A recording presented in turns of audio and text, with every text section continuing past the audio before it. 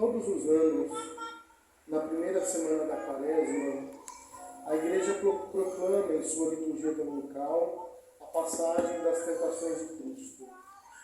O Evangelho de São Mateus, hoje, terá Santo Tomás como aquele que vai nos guiar na compreensão deste acontecimento da vida de Nosso Senhor.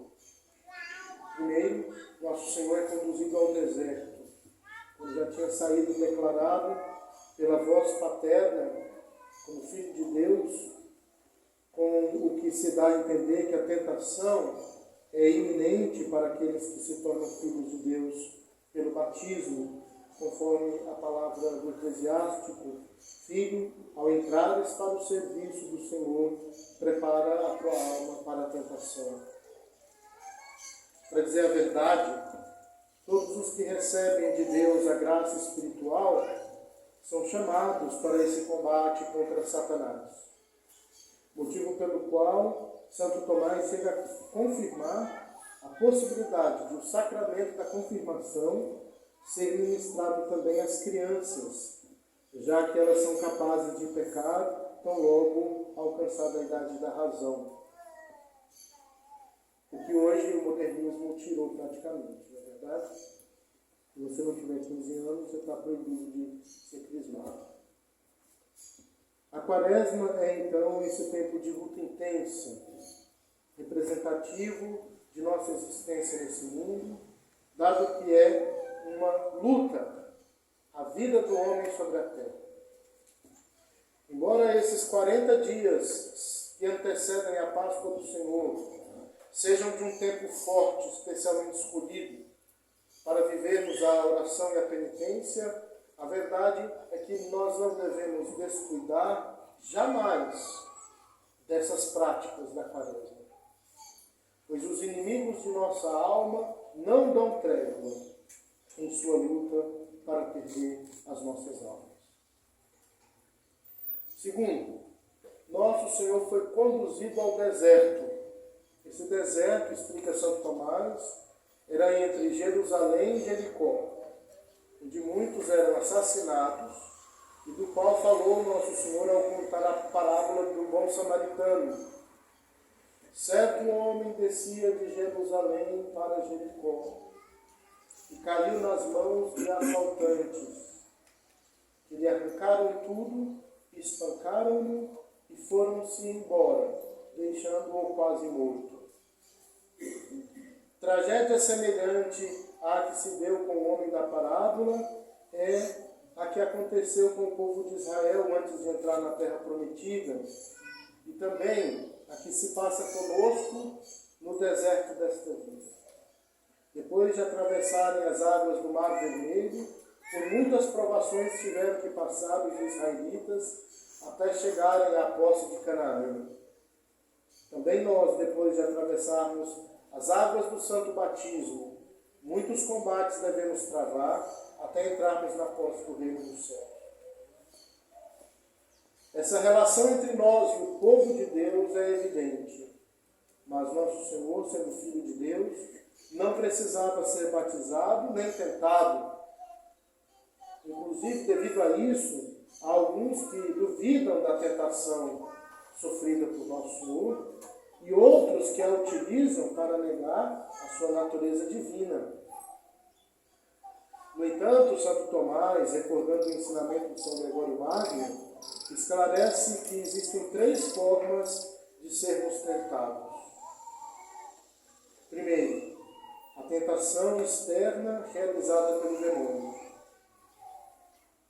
Segundo, a tentação interna que a pessoa sente. Terceiro, a tentação interna com a qual a pessoa consente. A tentação pela qual nosso Senhor pode ter passado foi apenas do primeiro tipo, que não afeta nem diminui em nada sua natureza divina. Por sua vez, o número 40 expressa em todos esses episódios, inclusive no tempo em que Nosso Senhor passou jejuando e rezando no deserto, vem carregado de significados. Um deles é trazido também por Santo Tomás conforme a observação de São Gregório Magno, esse número é instituído pela Igreja para o jejum, porque por ele pagamos o dízimo espiritual de todo o ano. Do primeiro domingo até a Páscoa são 36 dias de jejum, os quais constituem a 10ª parte do ano, faltando apenas 6 dias. Por isso, desde muito tempo foi adicionado um meio-dia, no qual se jejuava até a meia-noite do sábado santo.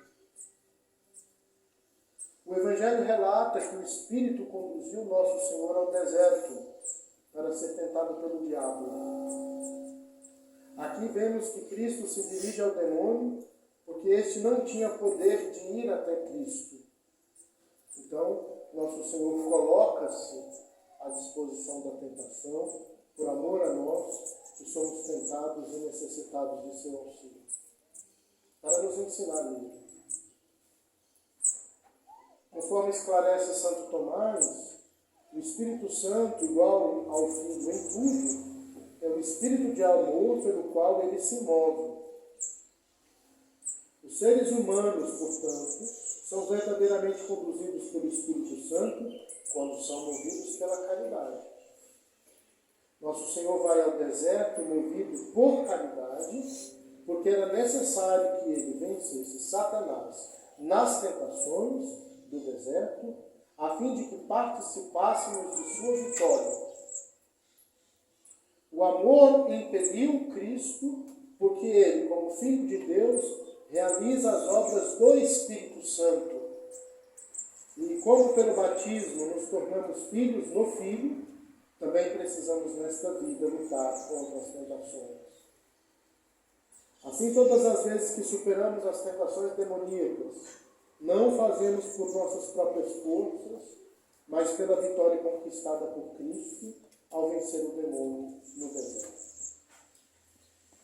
A carta aos Hebreus nos recorda que não temos nele, em Cristo, um pontífice incapaz de compadecer-se das nossas fraquezas. Ao contrário, passou pelas mesmas provações que nós, com exceção do pecado. Aqui está implícita uma comparação com Araão, sacerdote do Antigo Testamento, que juntamente com o povo de Deus no deserto, caiu em apostasia, fundindo um bezerro de ouro para ser idolatrado. Enquanto Araão é o sumo sacerdote que foi tentado e caiu, Nosso Senhor é o sumo sacerdote que diante da tentação saiu vitorioso. Mesmo se compadecendo de nossas fraquezas, Nosso Senhor permaneceu fiel ao seu Pai. Já nós, apesar de estarmos unidos a Cristo, de sermos filhos de Deus por meio dele, precisamos nos recordar que esta vida é uma batalha constante para permanecer na graça de Deus.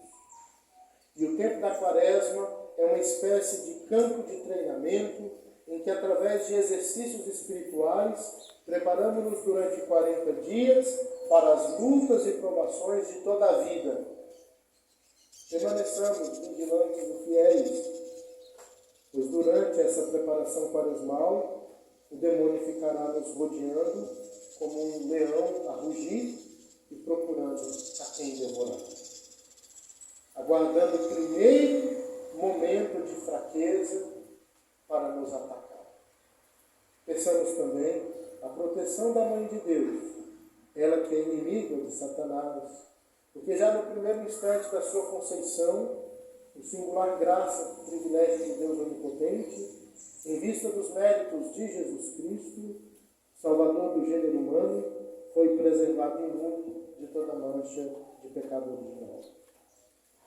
Desse modo, a inimizade entre a Santíssima Virgem e o diabo é total e irrevogável, uma vez que se trata de uma inimizade instituída pela livre e soberana vontade de Deus, profetizada em Gênesis.